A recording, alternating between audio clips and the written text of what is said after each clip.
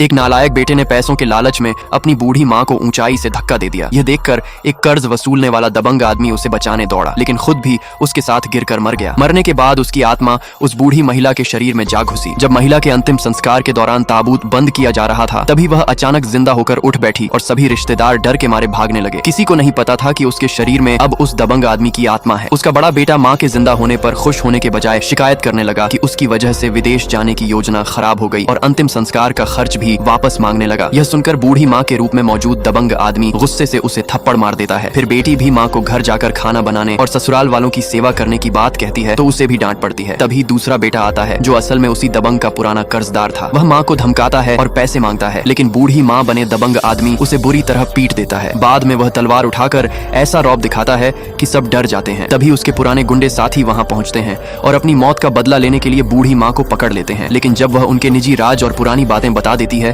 तो उन्हें समझ आ जाता है कि उनके बॉस की आत्मा इसी शरीर में है। वे तुरंत उसके सामने घुटनों पर बैठ जाते हैं। इसके बाद वह अपने गुर्गों से कारोबार की जानकारी लेता है और तभी खबर मिलती है कि उसके नए परिवार के लालची बेटे बेटियां घर में उसकी संपत्ति बांटने के लिए लड़ रहे हैं। यह सुनकर वह गुस्से में आ जाता है और फैसला करता है कि उन नालायक औलादों को ऐसा सबक सिखाएगा जिसे वे जिंदगी भर नहीं भूलेंगे। जबकि उधर उसके बेटे बेटियां यह सोचकर संपत्ति के लिए झगड़ रहे होते हैं कि बूढ़ी माँ अब कभी वापस नहीं आएगी।